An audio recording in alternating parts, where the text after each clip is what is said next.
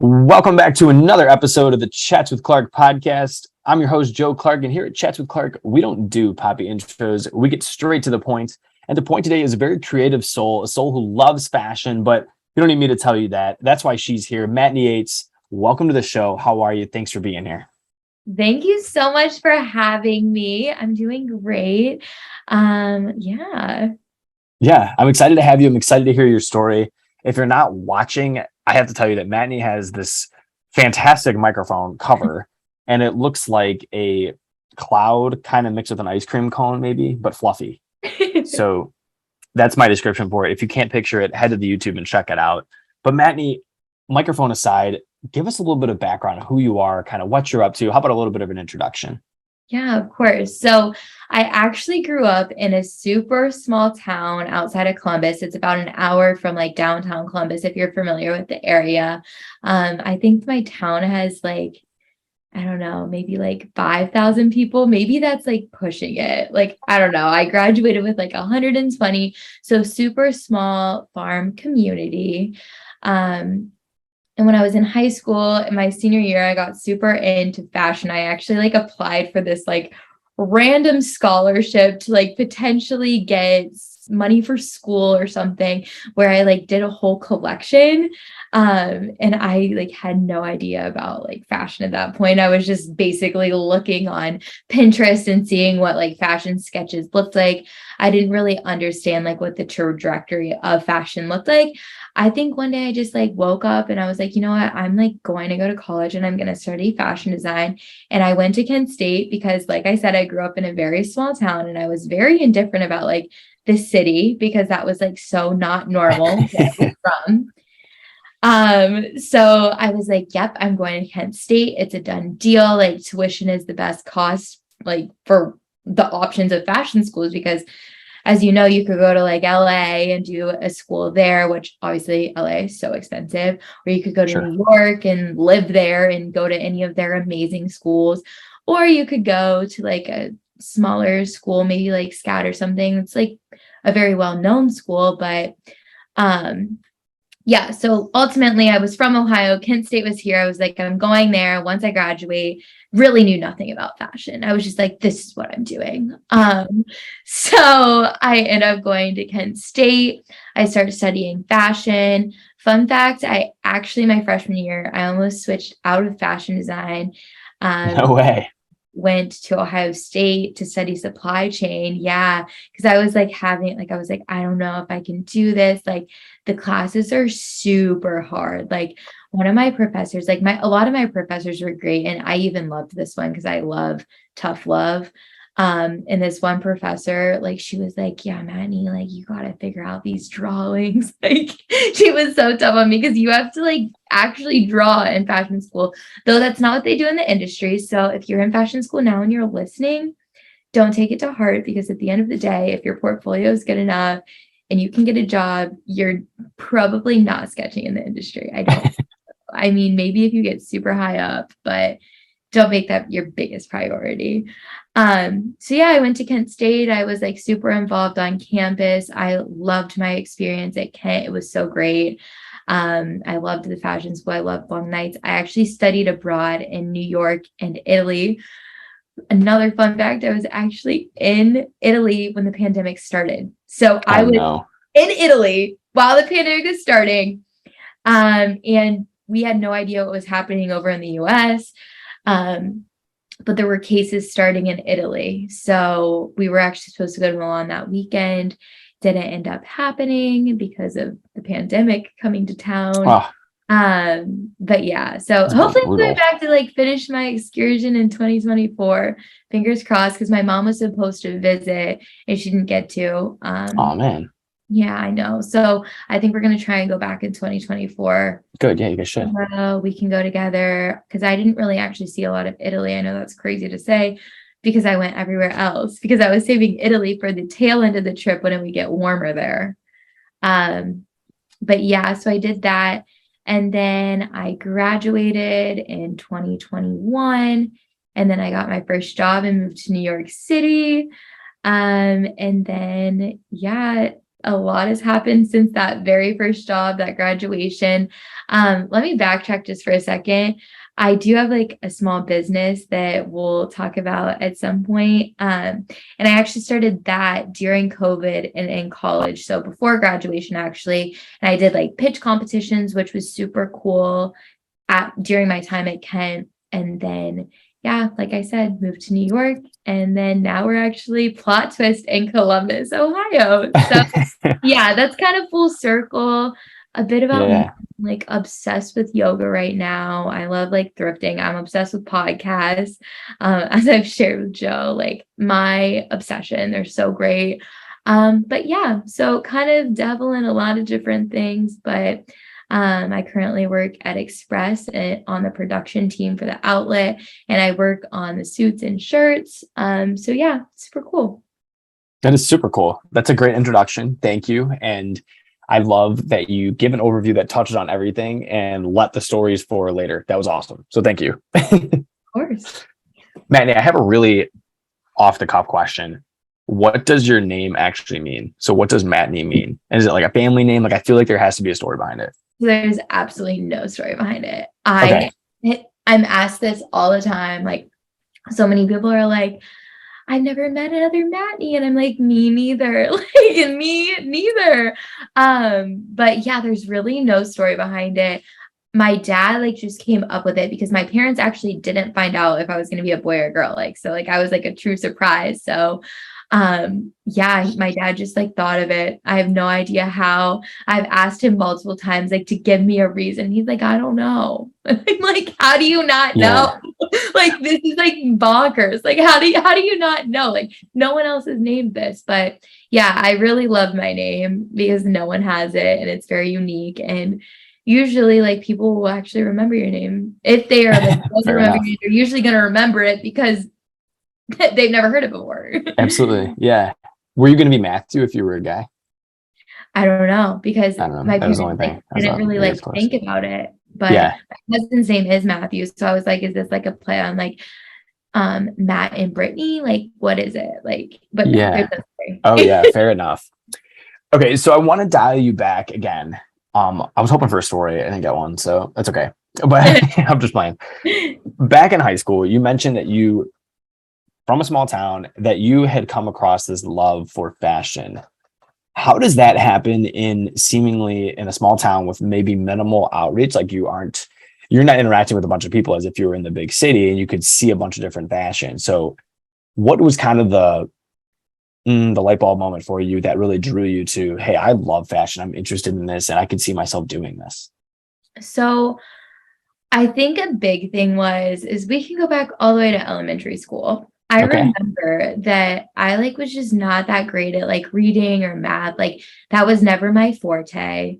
So I kind of knew that I was going to do something that was going to be more creative by the time I was in high school. Like I knew that I wasn't going to go be a doctor. Like that just wasn't up my alley. It wasn't what I was naturally gifted at. Like I know a bunch of like random stuff, but like that memorization, like that would have been a lot of work for me to do when something else would come more naturally, I guess. Got it.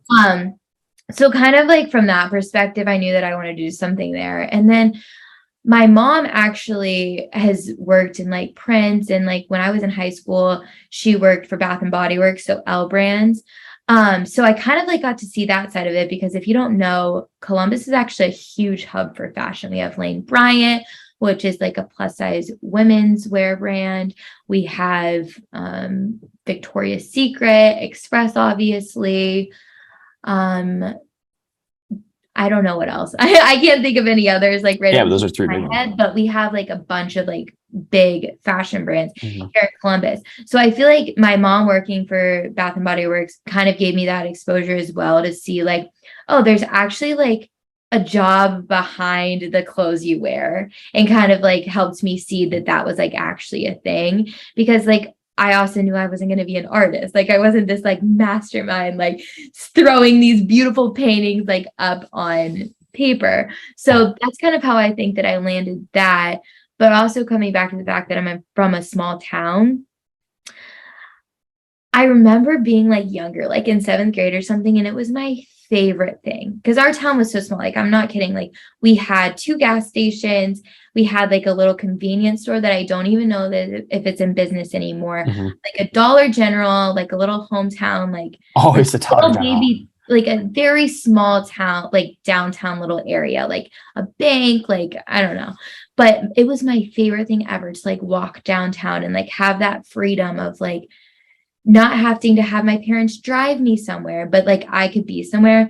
And I really think that that's where I like became obsessed with like the city and like being in the city, even though I didn't grow up from it. I don't know. I think it was just something in my head that like Mhm. clicked. So full circle, I think that my mom doing what she did, me realizing my strengths and talents and like where I could actually execute, and then kind of seeing the lifestyle that I want is what kind of drug me in the direction of fashion, even though not that's really I don't think that really anyone else that I graduated, there might be a few people that I know, but I don't think really anyone went into like fashion necessarily. Sure, sure.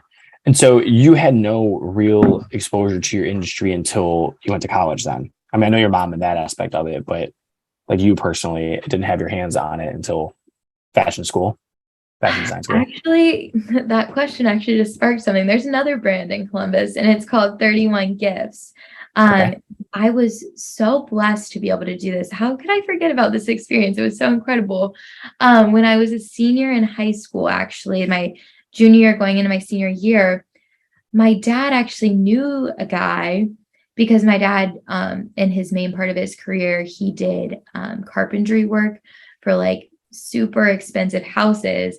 And one of the houses that he worked on was the CEO of this, or the CFO or something, of 31 Gifts, which I don't know if you know what it is, but it's basically like those bags that they would like personalize. You definitely have probably seen them, but they would do a lot of parties and stuff probably when I was like back in like 8th grade or something. And then like Yeah.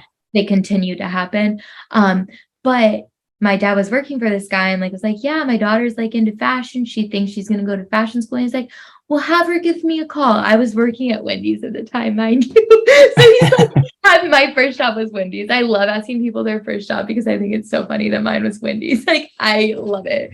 That's a What great was one. your first Yeah. job? I was working a maintenance job, summer Where? maintenance A crew. maintenance job? Yeah, maintenance Got job. it. Got It was it. perfect. Yeah. Got to be I love outside. hearing Oh, people's first jobs. Like, where'd you work? Did you work at McDonald's? I worked at Wendy's. Like, it's like funny, but yeah. I'll gotta start somewhere. Yeah. The Um, roots. Exactly. so I was working at Wendy's. My dad like tells me that he's like talked to this guy and tells me to give him a call. Yeah. So I give him a call and like I end up like getting the internship.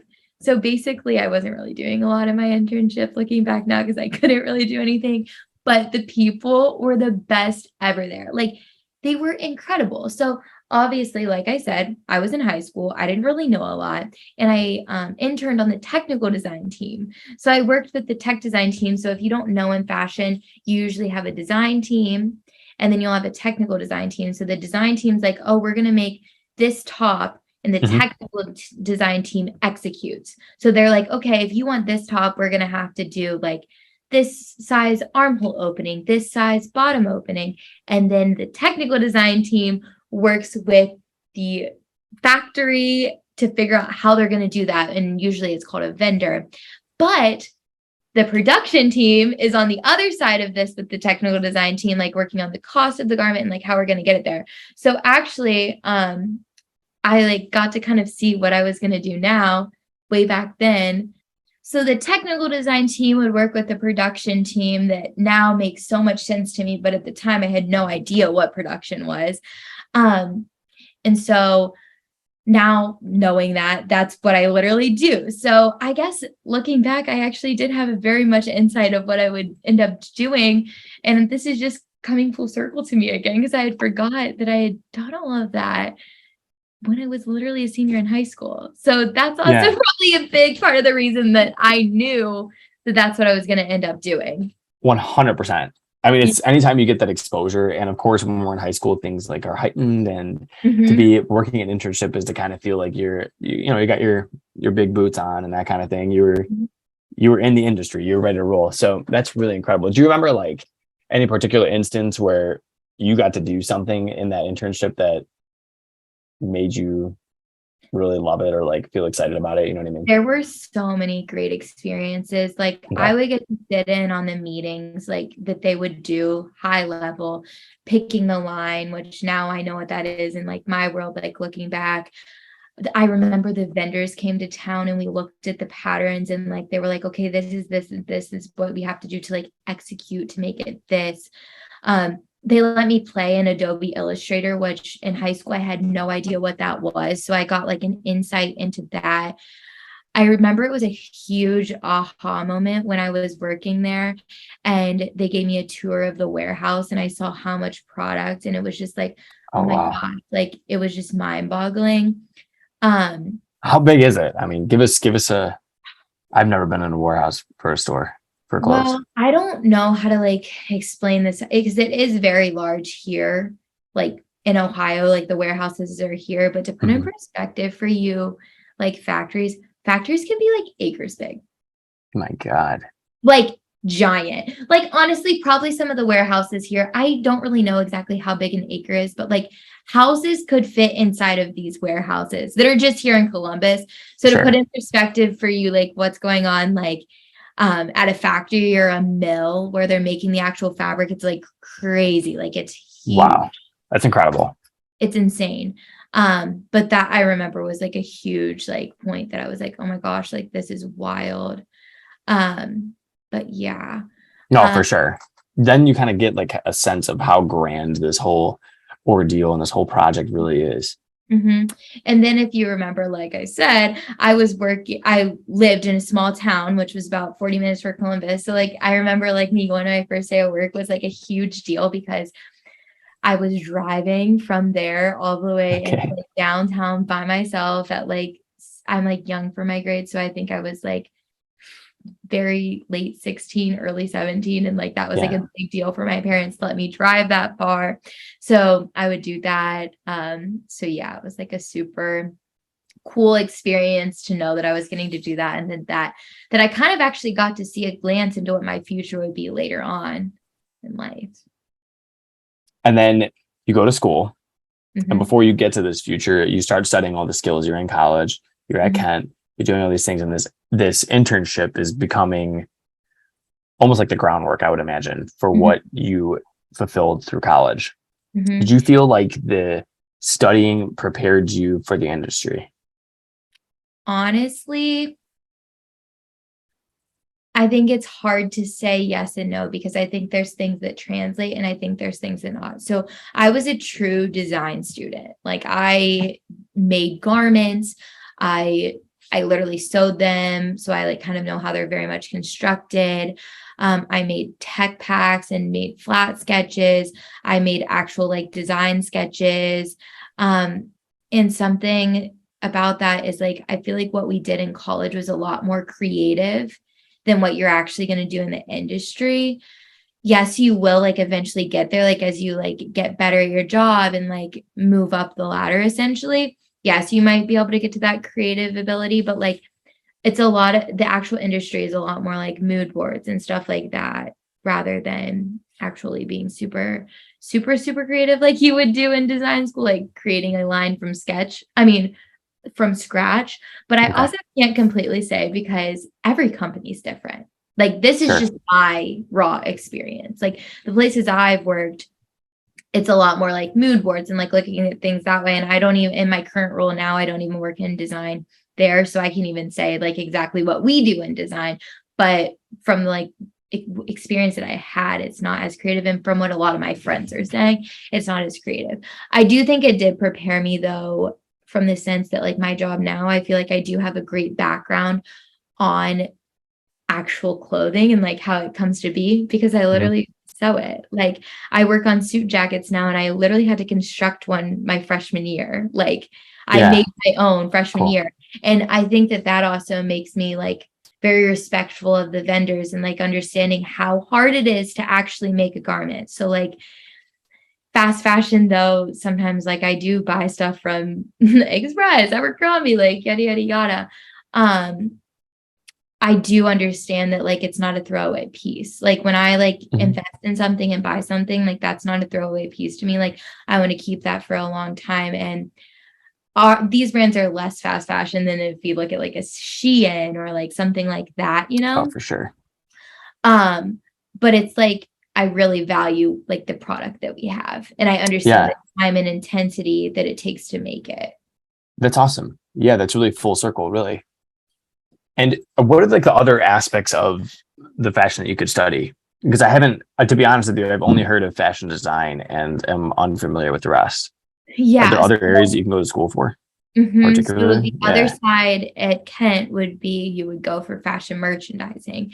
So in Okay. merchandising, you would truly study the business behind fashion. So you would understand like retail math and like what that looks like, and basically how to run the numbers to truly run a business. So that's really the difference between the two is like merchandising is not half as creative. Like they aren't Yeah. setting up sewing garments. Like you're not doing that. You might do one little project your freshman year, but like that's not something that's going to be a thing that you're going to continue Sure. seasons. Like, you know what I mean? It's not going to continue to happen. So, Mattney, your work in production really is that middle ground. Yeah, it really is. And I really love it because the numbers are actually so interesting. Like I love like digging into them. Like, and it's crazy for me to say because as I said, like when I was younger, like I was like, I'm not that good at math. But when you understand why you're doing the math and the math makes sense and the math is getting to a common goal, it's like super cool to see those numbers and to like run that report and like see what you're tracking to. So yeah. Yeah, that's Yeah. really cool. And so you get all this practice sewing and you get all this practice making garments and you turn yourself into a little entrepreneur and start your own business, Mattney. You said what in your junior year? I started it in my junior year, between the summer of my junior and senior year. Yeah. But actually there was something that came before this. Okay, My perfect. my freshman year, I like was like, you know what? Like this isn't that hard. Like I learned how to sew for like I've been sewing for 1 year. I'm like, I'm gonna do a collection, like it's gonna happen. And I remember like telling my like one of my classmates about it, and he's like, you're crazy. Like, do you understand like what you're gonna do? And I'm like, yeah, it's gonna be fine. I'm not even worried. Like, and then I start doing this stuff. So between my freshman and sophomore year of college, I started this like business called Mattney's Originals or something. And I created like tube tops and like matching sets and yada, yada, yada, just like all this crazy stuff, really with the intention that I was learning how to be good at sewing, like just learning the skill, learning the trade. So I did That's that. so cool. Yeah, it was super fun. They were like super like crazy out there prints. Like looking back and like you could have toned it like it could have been done a lot differently, but it was fun. It was summer. It was like whatever. Like I don't Yeah, know. yeah. I don't know. You were But learning. yeah, exactly. I really did it for the purpose to learn. Like I did not make a single dollar. Like everything was just like, I'm gonna spend 1,000,000 hours on this because I want to learn how to do it. Hmm. Like I didn't lose money on the fabric. Great. Like that's what it was. Um, so then yes, fast forward to my junior year, I like was in New York, I studied abroad. And then it's the pandemic. When I was in Italy, actually, I kind of left knowing that my grandma was going to pass away. It was like super Ah, sad and unfortunate. She was very, very sick. I was lucky enough to have her pick me up at the end of I'm at the end of my study abroad and like drive home with us from New York. And I think I look back on that moment now and it actually reminds me like seriously, the littlest things are the most important. hmm. Don't take advantage of those like super little things that you have like with your grandparents, your parents. Like those moments can be so special. Like literally riding on a car with them back home. Like it's such like an amazing That's experience, so good. especially when you're like close with them. Like, but that was like really a great moment because basically she picked me up from New York and then we were driving back to Ohio, like where I'm from for the holidays. I actually interviewed for the like Express, and I didn't get the job the first time. Like, this was for an internship back in the day, but like she drove me with me to that interview. I didn't end up getting it. Was like pandemic stuff, so I was like, whatever. But yeah, she like drove with me, so she literally like knows like where I work now. So like I really soaked up that like time in between New York and Italy with her, because she like 100% was like, you're going. Like, she never got to go, and she was supposed to come visit, but unfortunately she got sick, and then the pandemic ended up happening, obviously.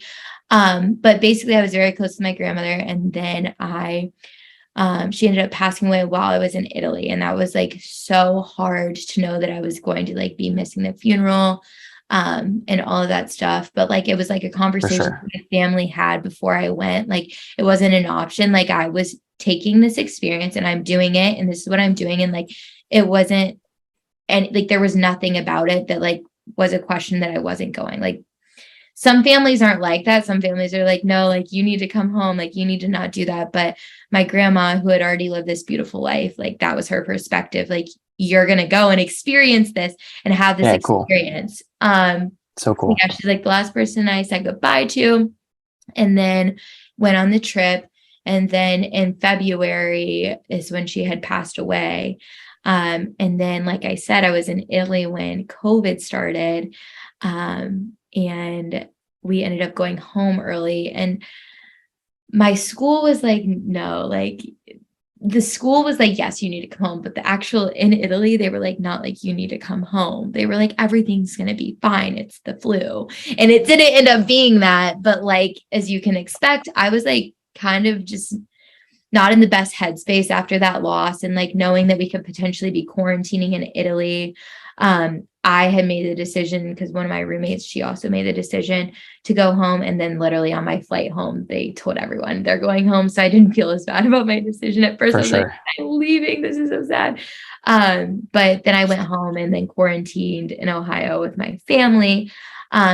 And I finished all my design work there. Like, I literally made these massive mood boards on my walls to finish up the semester at home, like would draw daily. Like, everyone's like, I'm so bored. I'm like, I'm absolutely not. You should see what I have to do every day. Like, crazy amount of stuff. Like, actually, since I have this right here, I like had to make a jacket, like a suit jacket, like I said I do now, but I had to make a jacket during the pandemic, and I made it to fit my mom. And like, this is the jacket. So she did a Storyworth. Oh my gosh, how cool. If you don't know what Storyworth is, I so recommend it. I was completely sold on a podcast talking about it, but basically it's like, I got it for my mom for Mother's Day. So and sweet. Then she like was prompted every single week to like write some sort of story. And then she wrote a story, and then it comes out as a full book after all the prompts are done. And she's wrote That's incredible. And then she gave it to me and my brother for Christmas. Oh my God. Storyworth, everybody. Yeah. You can do an ad for that. That's amazing. What a cool product. It's incredible. Yeah. Anyways, so yeah, I was like doing this all from home, and then like semester ended, like I had no more projects that I needed to be working on at home.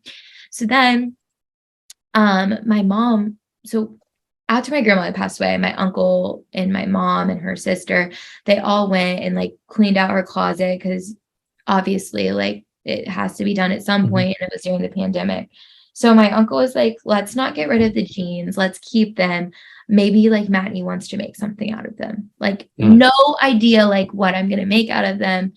And I don't know if it's because my grandma used to actually make us like tote bags out of jeans.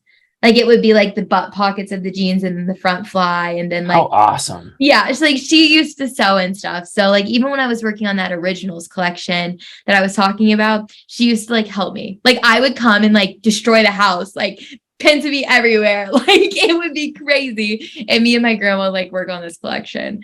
A solid memory that is. Wow. Yeah, it was so great. Like, I loved every second of that. Like, we literally worked on the collection together. Like, she'd be like, Mattney, maybe you should do like this. Like, so it was great. Those jeans, right? Yeah.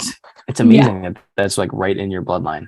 Yeah. So jeans with a G. Yeah. Yeah.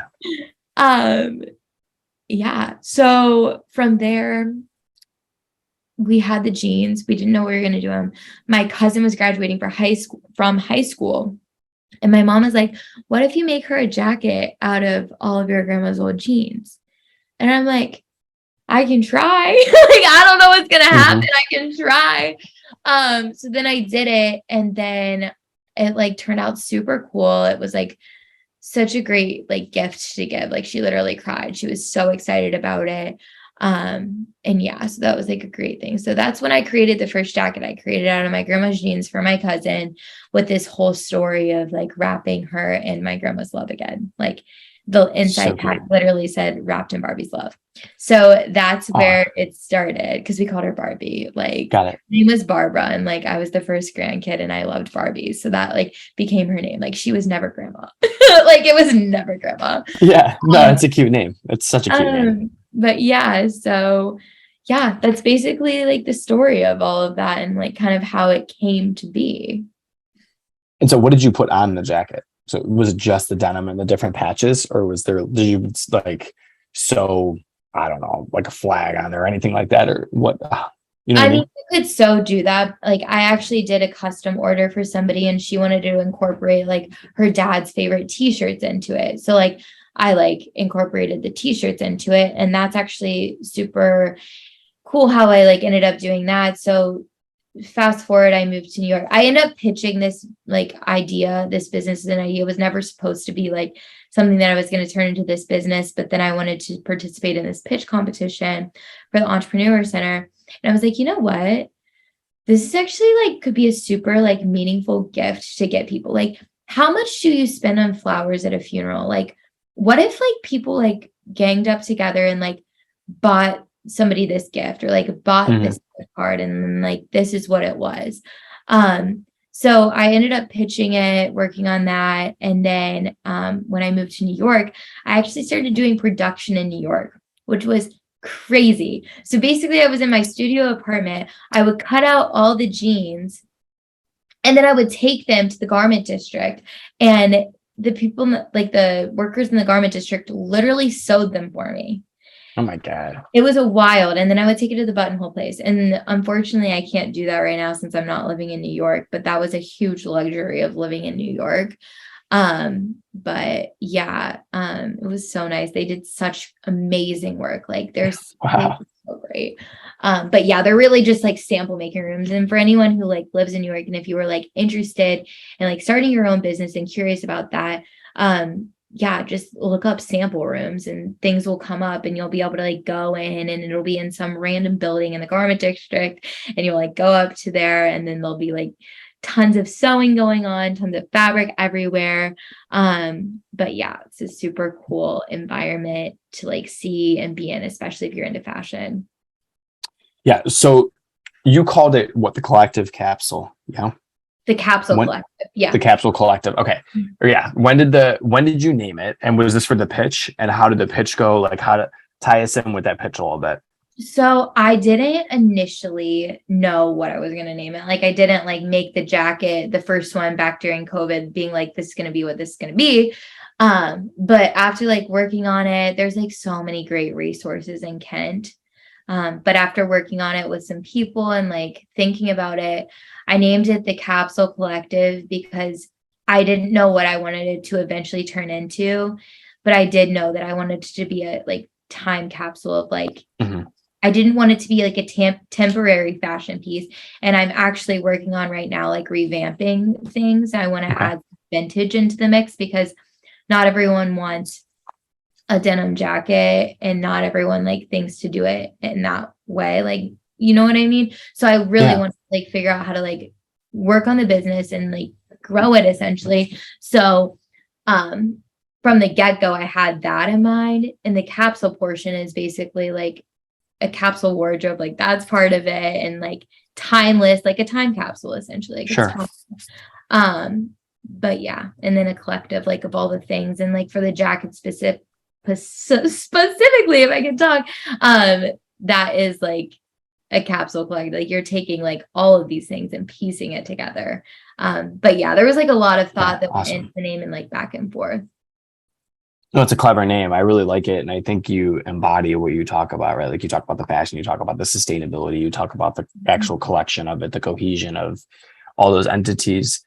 Do people send you their jeans? Like, do people send you what they want you to use? Yeah, so Yeah. that's Okay. like what's really cool about it, and that's what I love about it so much. Like, basically, like whoever's like purchasing a jacket, like they would just send me like a box of the jeans, and then Mhm. I piece them together and like make the jacket.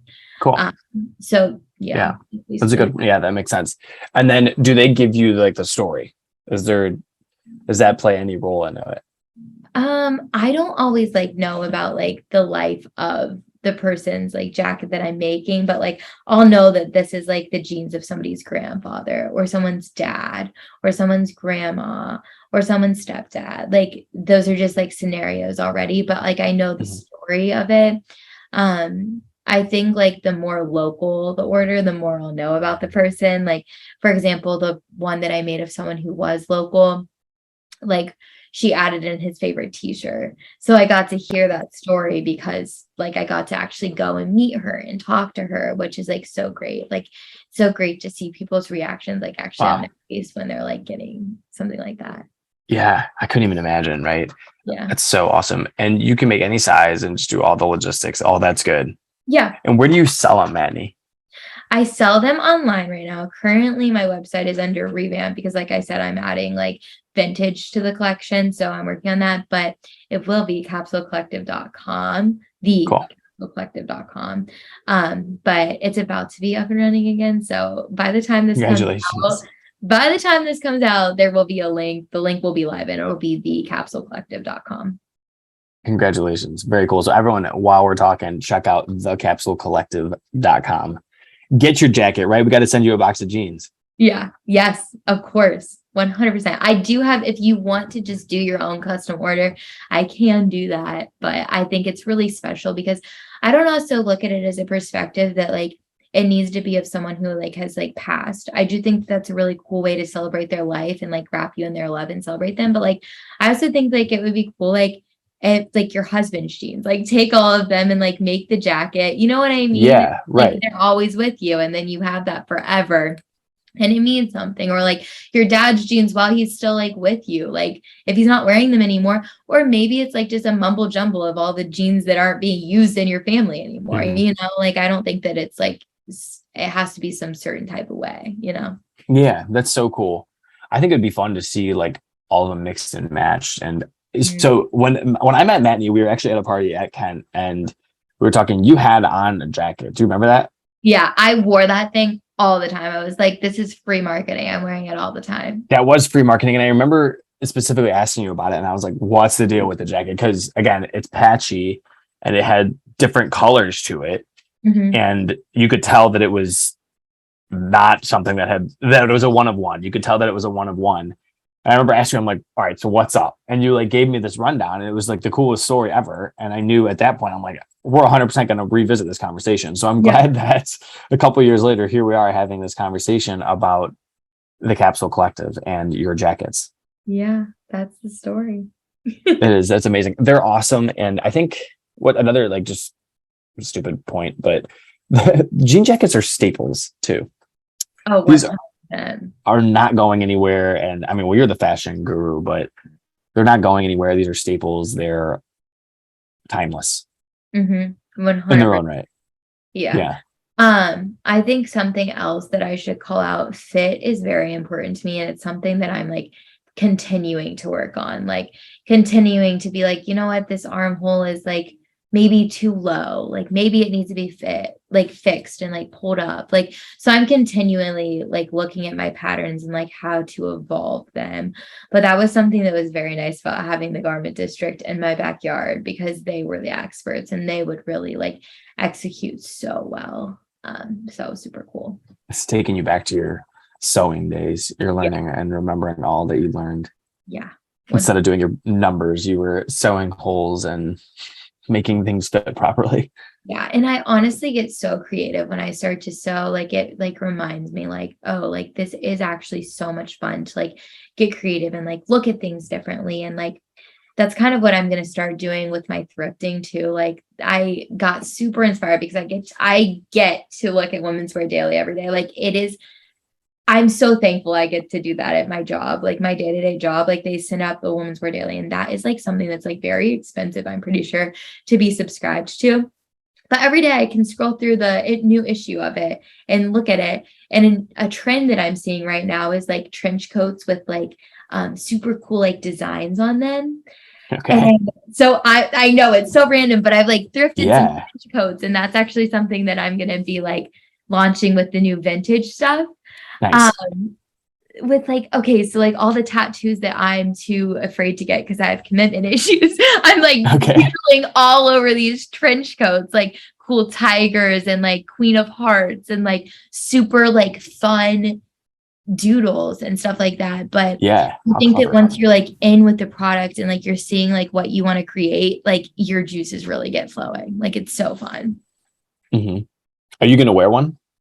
Oh my gosh, 100%. I actually 100%, just okay. made one, but I'm not vibing with it right now because I don't know. I was having like a beach vibe on the bottom, and then I was having like the tattoo vibe that I want to go for at the top, like the biker vibe. Is it So just not meshing?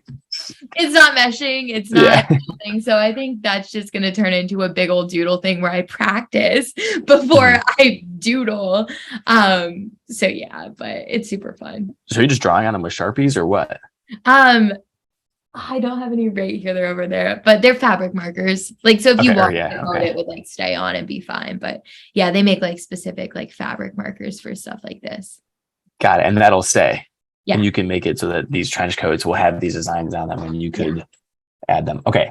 I love it. And what's caused you to want to shift to this vintage style, or at least add it, not a shift, but add it to your repertoire? I think it's because thrifting is not easy. I went to Goodwill Mhm. the other day because I wanted to add to my vintage collection that I'm like about to do or whatever. And I didn't find one thing. It's like so disappointing to go to the thrift store and not find one thing. You're like, you're kidding me. But I went to a thrift store like on President's Day. I literally spent a lot, actually. I spent $50 at Goodwill. Like that's like a lot at Goodwill. Sure. But I like filled up that cart. Like I was getting so many things. Like it's just like hit or miss. And I think that's something about thrifting that might be why people stray away from it and shopping circular instead of just like going. It's like I am guilty. I am such a shopper. Like I see a sale, I'm like, I'm buying. Like it's done. It's in my pocket. And honestly, it's still too much. So that's why I don't stick to my budget, because I spend like $120 on a blazer when I could go to Goodwill and be patient and maybe not find one today, maybe not find one tomorrow, but like eventually be able to find something. Mhm. So I think like a big part of it is like making it easier for like you to buy thrifted stuff and not having to spend that time of looking for it and finding on trend thrifted things. So I think that's kind of why I'm like adding it to the mix, because I like thrifting. I like some of the things I want to make just like a little bit cooler, like maybe add some like cinching or like some like I might do some like things like that to them. I I'm going to like not all of them, but like some of them. Spruce them up a little bit. Yeah, for sure. That's cool. And so can you take any contemporary stuff and make it vintage? Like can it be embodied? So kind of how it works is like vintage would be like old, like vintage, right. Like how do I like say, like if I saw like an H&M sweater, I'm probably not gonna buy it just because I know that it's like not like really like vintage, because like the thing about vintage is it's like very like, how do I even explain it? Like it's made different. It's literally made different, you know? So yeah, I mean, like I know what it is, but I was curious if you could embody. Yeah, so like you're answering the question, because I if think you're not what taking you're it referring to is upcycled. So like I go to the store, I thrift this, like I do thrift the H&M blazer or H&M whatever, but then I like give it a twist and make it unique. And it's no longer just that H&M blazer anymore. Now it's like an upcycled, unique, one of a kind piece. Okay. So I think that's like the difference between vintage. Like vintage isn't necessary. I guess there could be vintage H&M. I might not, like I shouldn't pull up the brand. But like there's I get what you're saying though. What it is, and then there's also upcycling. So like I'm kind of talking about that, honestly. Very cool. You're gonna have like a whole online set of clothing then, essentially, by adding this. Mhm. It's a Yeah. whole nother arsenal. Yeah. Yeah. And then I also do sweatshirts because I wanted to do another lower price point because the jackets aren't cheap. It takes a lot of time to make them. So that's why they cost what they cost, because Yeah. it actually takes me probably, realistically, I like to tell myself it's only going to take me 8 hours. Realistically, it probably takes me 16, but I just love the project and I love doing it for the purpose that I'm doing it. So I pretend it's only it's only going to take me 8 hours, but it's definitely not. Um, but yeah, and then I do the sweatshirts because, like I said, I wanted the lower price point, and I do like a super cool like patchwork design on the back, and then it's just like a regular sweatshirt, and then like it has like a logo of like the Capsule Collective. But yeah, Yeah. That's incredible. I'm excited for you. I'm really excited to check out the Capsule Collective site when it comes out and to yeah, see the cool pieces that you have going for it. Do you have like any social media specifically for that? yeah. My Instagram, I believe it's the Capsule Collective. Let me take a look here. I can't think of it. Yep, it's the Capsule Collective. I have like my logo. You can kind of see everything here. Looks like that That's if you're awesome. watching online. But these are the, oh, are you kidding? I thought that it's only a reel. It's only a reel. I like making reels. But like here you can see like I did a Cyber Monday deal, and like you can see the sweatshirt in the back. Like that's the back of the sweatshirt. Actually, So cool. one of the girls was so great that bought one recently and she posted it. Here it is. She Do you posted. get a lot of sales from people just outside? Um, Wow. well, I really like doing like markets and stuff. Like that's what's really cool. And like meeting people at those. I only did my first one back in November, but I signed up to do one locally in Columbus, and I really hope that like they accept me to be able to do it. Hmm. And then I'll be doing it like every Saturday. And but a lot of my sales I feel like are word of mouth. Either people who Sure. know Yeah, me, that's how it people goes. who know, yeah, a lot of word of mouth. That's so great, Manny. Okay, so the Capsule Collective, which is getting its revamp, is seeming like it's ready to take off. Like you had the groundwork for it. And something that we had touched on, but haven't really dove into yet is your move to New York and the influence that New York played. You were there for an internship and of course Italy. And then you moved to New York. You took a job after graduation in New York.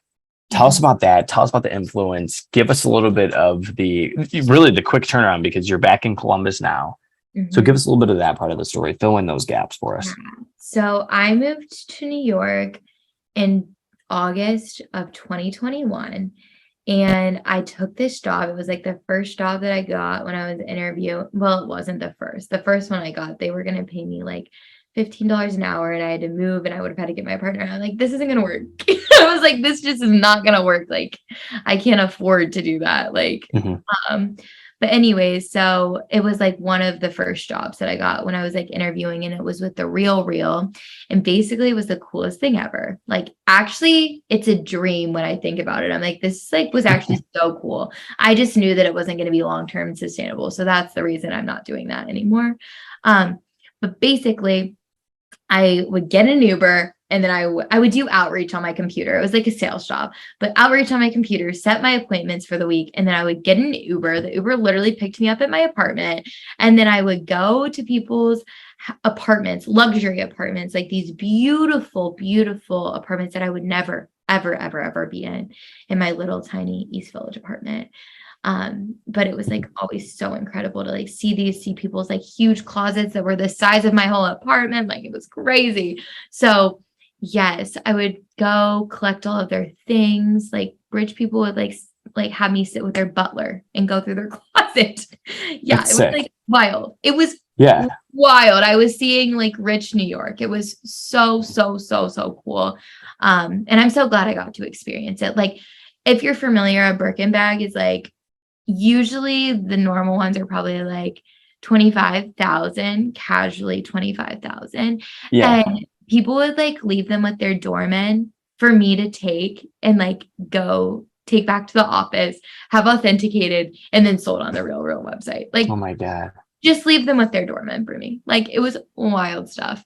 Um, I was like, I went to the chief of design of like Ralph Lauren's like Holy apartment. Like cow. I went to like crazy like these, and then I would look people up later, like one of these like finance ladies, I looked her up. She was like on CNN, like they interviewed her about finance. Like they were just really like such cool people. So it was Yeah. super inspiring.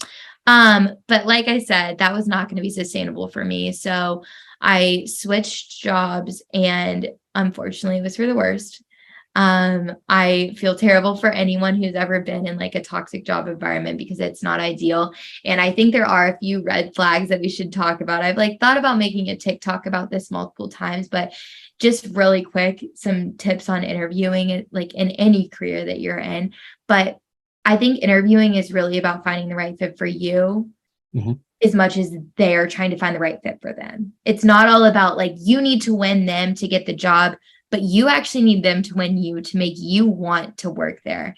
And I learned this so hard at this job that I had. I went in, first off, like one of my final interviews, like I get your camera being broken, but like I'm interviewing for a job. Like the person who was interviewing me didn't even have their camera on. Like, and then I go in for a final interview and like it's like a cold environment. It's almost like they're like wanting me to prove myself. And that is before I realized that no, like I need to know that like I want to work for them as much as they want me to work for them. Yeah. And then long story short, that did not last long. And like what happened with me happened with another girl and she ended up like leaving right after me. And it was just like a lot of like the leadership and the people in the company, like it was just very unhealthy. And basically, I learned a lot from that. And if you're in your job search, a huge thing I have to share is like, just make sure, if anything, that it is the right fit for you. Stop trying to like win them. I know that you want that job. I know that you're like itching to get that first job. But seriously, now the position that I'm in, I like took the interview process very serious from my perspective of like talking and make sure that like a huge question that I think is so important that you should ask in every interview is what is your plan for me? How do you plan on training me? Like to be success in your company. You know what I mean? Yeah. Like, Yeah. It's so what good. is like, what is your reaction going to be when I ask questions? Because at that old job, they were like, yeah, we're an entrepreneurial learning environment. I had no production history. I had Mhm. no idea. Like I had that, like what I was telling you about it when I was a senior, junior going into college. I had Right. that experience, but they didn't trust me with anything. Like I was literally a high schooler with no credibility. Like I just took the ACT. So I didn't really have like any crazy like credibility. So basically, they didn't want me to like ask questions. They expected me to know everything, like crazy things. So that's something that I really took away from it is like if you're gonna interview for a job, you need to make sure that like your leader wants you to learn, is like there for you to like get better because like eventually you'll get to a spot that you're good at your job. I've been in my job for almost a year now, and I can finally say that I do feel confident almost every Wow. day. Like Good. every day I still have questions because there's always going to continue to be questions, but you're not going to learn how to do your job in 1 month and be good at it. Unless you've been doing it in a different capacity, it's probably not happening. Yeah, absolutely. And everyone's going to have questions all the way throughout their career because you're going to bring a different perspective and your previous experiences into each day. And the things that are coming at you are going to be different each day. If you don't have questions, you are in absolute autopilot mode. Mhm. Absolute autopilot mode. Mhm. Exactly. Like continue to think and create. But yeah, that is like a huge thing that I took away from that and I learned is basically you need to make sure that they want you as much as you want them because if it's not like that then like it's not going to be an ideal situation for you. So long story short, like I said, that did not last long. Yeah. Wow. And then I like left one day. I was like, this is not for me. Like, I can't do it. And I found a temporary job within a week because I was not playing any games. I was actually working at a small boutique on the side because I was not making enough to live in New York working that job that I was just talking about that was like My God. absolutely mentally draining me. I was working at a boutique too, which was super cool. It's called a Bode. I love the brand. If you're in New York and you can visit it, I would so go. And the girl who made Abode, she like actually is like a friend now. She's incredible. But she graduated from her master's program and then started this boutique, and it's a lot of like vintage home decor actually. Cool. Super Super cool. cool. But And so relevant. I Yeah. got to pick up some hours there that week. It was tax season. And then within a week, I found a temp job. And that's where I like really learned that like it's not all going to be like this, because that new job was incredible. Like they wanted my help. They wanted to teach me. And they actually offered me a full-time position. But as we're about to get into, I felt so ungrounded from that situation. I realized I was not doing myself any favor financially while being in New York. Like I know that it's like about the experience of being in New York, but I was really like just going out of control, spending money. Oh, yeah. And I was like draining my savings like crazy. And I was obviously paying rent by myself, buying all my, like I was supporting myself as an adult in New York on a very low salary. So basically all of that to say is that situation scared me. I was interviewing for jobs and I decided that at this point in my life, I wanted to come home. I wanted to ground. But I did want to continue to grow my career and be able to do that. So then ultimately that's where I got the job that I am now. And yeah, it's kind of like full circle. And Holy cow. Yeah. All right. So before we dive into the present a little bit, what did you love about New York? Like, what was it about New York that you liked? Because you talk about it favorably, right? Like you say, like it's about the experience. You talk about the boutique and how it was awesome, and you talk about the shops down in the garment section and the garment area and all of that. Like, you have a favorable opinion of the city itself. So the horrible job experience aside, and again, echoing like myself, like I'm sorry about that. That is tough. yeah, And I love the advice that you give, that when you're applying for something, you need it to be two ways, that you need them, that they need you, because there's going to be an innate appreciation there. That's how it should be. yeah. That's how it should be. So aside from that experience, you do speak favorably upon the city. What is it about the city that's so enamoring? Basically, the best parts about New York to me is that everybody is there to grow. Like, I feel like you don't go to New York to just like sit in your apartment. You go there to experience. You go see new places, try new restaurants, go sit in the park, be a regular at your coffee shop, meet the people in your community. Like, it's just a really like there's so much to do and you're never going to be bored there, and you walk outside and there's like a million things you could do. And I think that that's like what I love about it. It's just full of opportunity, ambitious Yeah. people, and the energy is just so great. Like everybody is working towards some sort of goal. Like no one is there to just like be the same the next day. Everyone there is there to self-improve. And that's something that I am very for, is like growing as a person, Absolutely. day in and day out, like doing everything. Like that's like my goal when I wake up in the morning, is to like improve in some capacity to be better tomorrow. Yeah. It's like, did you get So, better today? and I think that a lot of people in New York really have that mindset. So that I think that people in New York are great. I think that some people can think that they're like mean or something, but I don't think that they're mean. I think that they're focused. I'm going to be Okay. honest. I think they're focused. I don't think they're trying to be mean.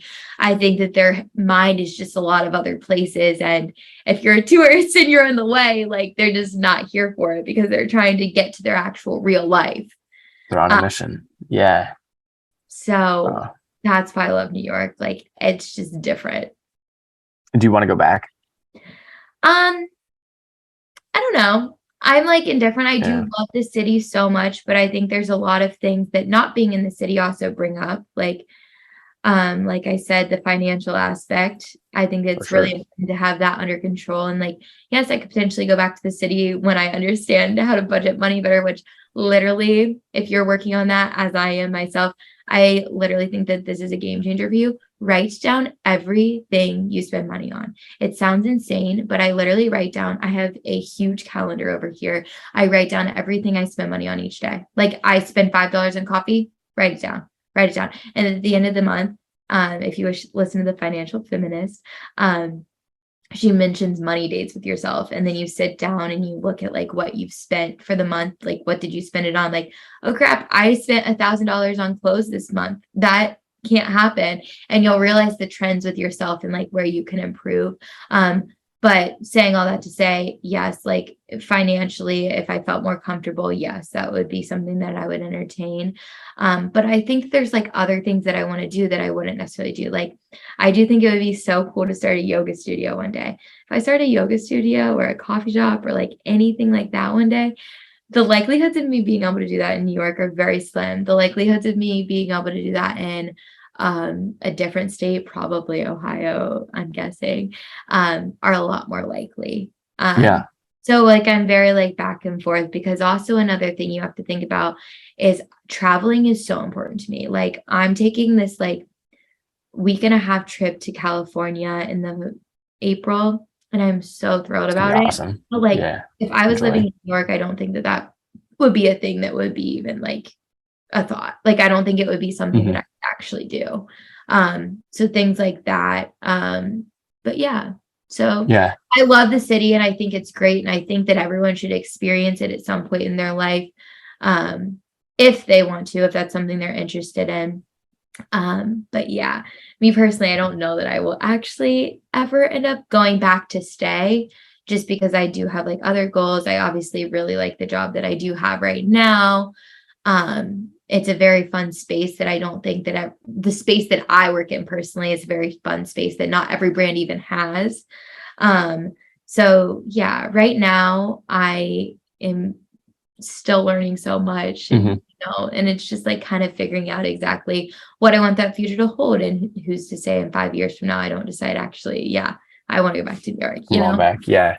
You had the experience, so you've got it. At least you could check it off the bucket list at the minimum. Yeah. You might not be totally fulfilled with it, but you could check it off the bucket list at the minimum. I want to take you back real quick to the financing. I actually do the same thing you do. I check every dollar that I spend.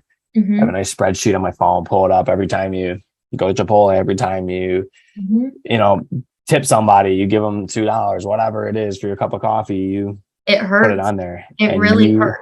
the effort of having to like, it sounds ridiculous, but the effort of having to track every dollar is a lot. So every time you're spending something, you're like, oh man, I gotta go pull out my phone, put it in the spreadsheet. And then the same thing at the end of the month, right?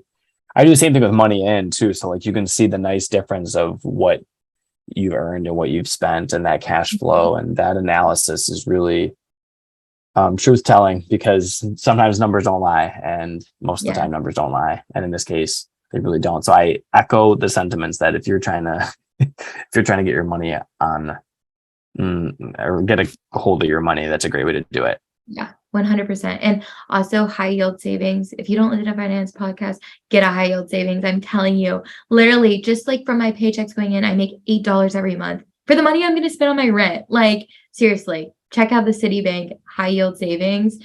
It was a game changer. I learned all of my finance stuff though, honestly, from either Money with Katie or Financial Feminist. So if you need high yield savings, Citibank, got it. It's good to know. I mean, they teach me that's a lot. so much. I never knew what a high yield savings was like. Right. Yeah. So you're working at Express now at the outlet in Columbus. Life's good. You're feeling good. Great. Yeah. It's great. I'm excited for you. You talk about this future of maybe a coffee shop, maybe a yoga studio. Touch on that really briefly. Yeah. So, I just feel like I really love where I am right now in my job, of course, and I can see myself doing this for quite a while longer, but I do think that it would be, so basically I go to this super cool yoga studio. It's here in Grandview. It's called Rewild. If you ever are in the area and want to try it, but it's not your traditional yoga. And I think it has actually changed my outlook on life. I'm not even kidding you. Like, I feel like I always went to yoga classes before and I would just be like, not intentional at all. Like I would just go and I would go through the motions and I wouldn't know why I was doing what I was doing. And this yoga studio has like broke it down for me. So everything that I want to do in my life, like there's a purpose behind it. And yoga really reminded me like there's literally a purpose in everything you do. So like you think every time you do a down dog, it's the same thing. That can get really, really boring. And I want to say I did not make what I'm about to say up. My yoga teacher said this, but she asked me the question, like, what makes you bored? And what makes you bored, Joe? What makes you bored? Monotony. Yeah, monotony makes me bored, or I like being challenged, right? I think like again, as a teacher, I recognize that we're all just big kids, and the kids that have behavior problems probably aren't challenged. You ever Mhm. wonder why the kids that always are getting in trouble, or when you were in grade school, seemingly were the ones that tended to also do really well on all the tests and quizzes and Mhm. things, is because they knew it, they weren't challenged. And I think that's Right. true of all of us, right? Like, we want to be challenged, we want to Yeah. grow because there's innate longing to be better. Yeah. I would plug in the spirituality thing right there and talk about like this wanting to know God, but that's for a whole nother story. Yeah. But regardless, there's this innate longing to be better. And when we're drifting from that, we're bored. Yeah, exactly. So What makes you that's bored, Mattney? basically it. Like what makes Yeah. you bored is doing the same thing over and over and over again.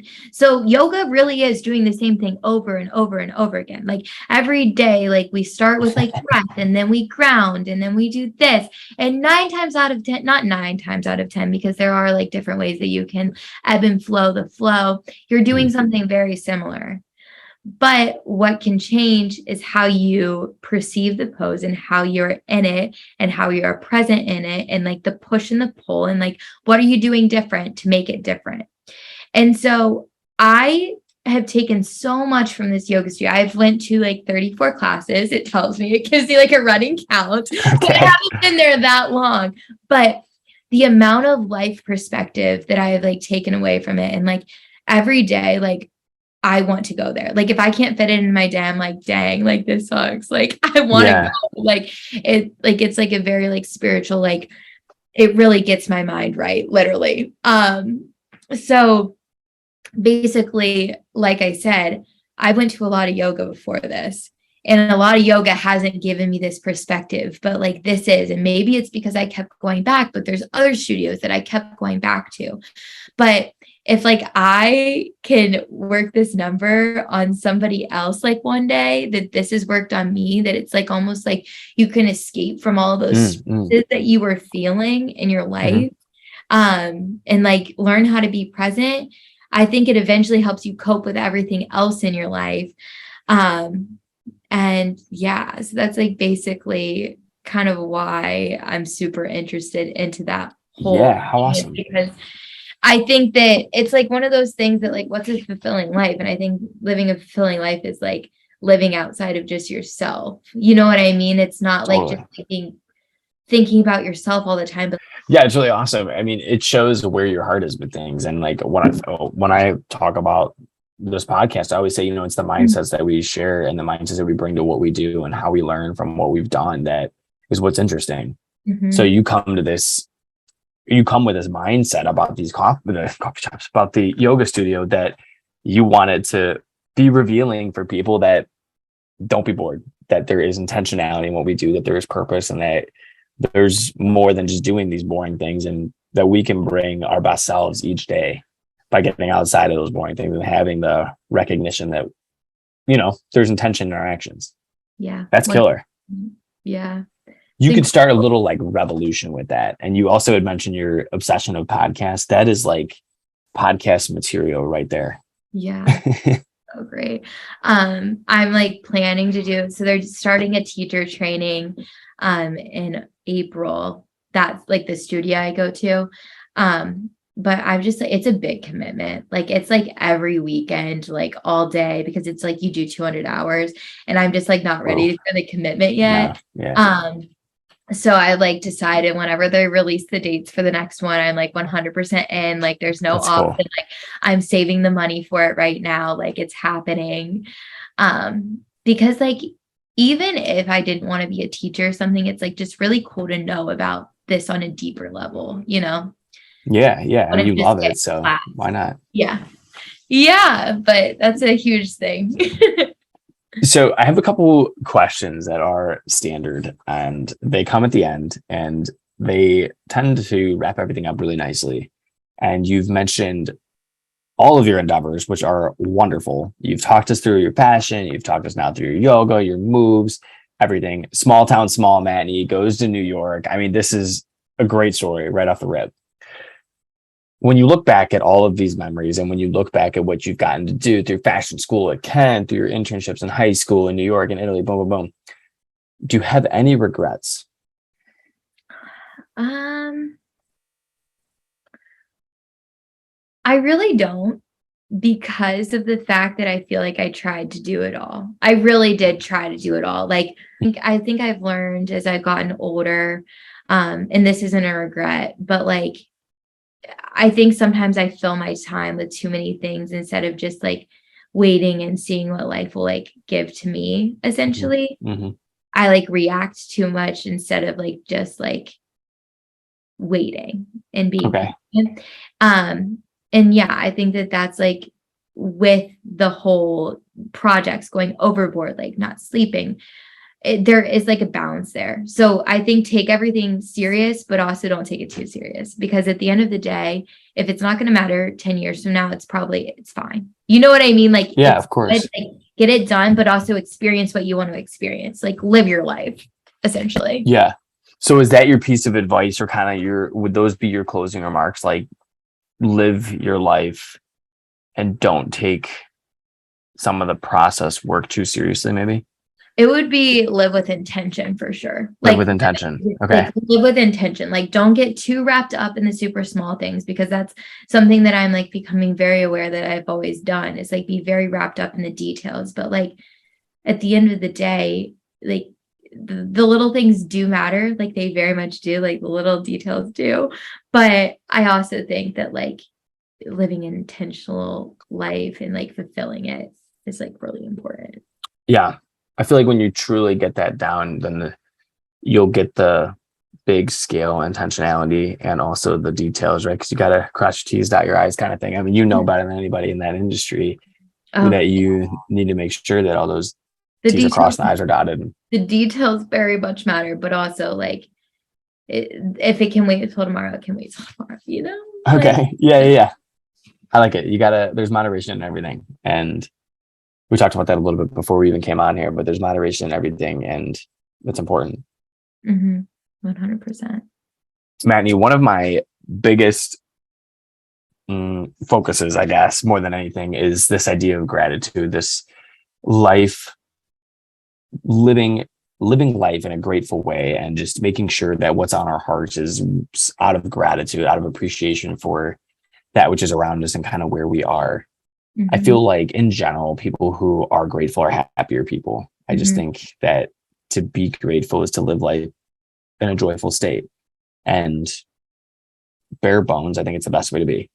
With that in mind, do you have anything you want to say about gratitude? How does gratitude affect your life? What influence does it play in who you are? I think when I'm negative, I remember that I need to have gratitude. Like I will find myself having negative talk, and your feelings are valid. Whatever you're feeling, like it's very valid. But what I would challenge is like when you're feeling one of those negative thoughts, like can that be backfilled with gratitude? Or like, wait, I'm lucky, like I get to do that, instead of like, oh my gosh, like being like negative, like this is so stressful. Like I have had a stressful week, but instead of being stressful, like I'm grateful that I get to do this job that like is as cool as it is, even though I might be stressed. You know what I mean? Like, yeah, I'm grateful that I like get to feel this sense of like almost pressure because I'm in this position and like getting to work on this. So I think gratitude in my life is definitely working in that way, is like taking that negative thought and fixing it with gratitude and being like, yeah. That's awesome. It's really tangible. And I think it's such a good reminder to us, because how easily we can get wrapped up in like the negativity and the world around us, man. People like to be negative because it's so easy. You don't have to be creative to be negative. Right? Like it takes no creativity to be negative, or to say something bad, or to rip someone down, or rip yourself down. There's no creativity in that. Yeah. Awesome. That's a great reminder for all of us. Yeah. Mattney, this has been incredible. I love hearing about your adventures. I'm excited for episode 2 when you come on here, and I'm excited to come on your podcast when you get it fired up with your yoga studio and coffee bar and all these great things. And so as long as you're good with it, I will throw your personal Instagram into the description and have people contact you if they feel like shooting the breeze about whatever, pick your brain about things. Yeah. So Mattney's Instagram will be in the description below, along with the Capsule Collective. And the capsulecollective.com will be live and rolling by the time that this podcast is let out to all of you. So if you're hearing this now, check out the capsulecollective.com. see what Mattney has going on. Head to her personal Instagram, give her a follow, reach out with any comments, questions, concerns, ideas, or just saying hello that you want to share her way. I am your host, Joe Clark. This has been another marvelous episode. Mattney Yates, thank you for being here. Thank you for having me. Absolutely. This is your host, Joe Clark, signing off one more time. If you haven't yet hit that subscribe button, you're waiting too long. This is another episode of Chats with Clark.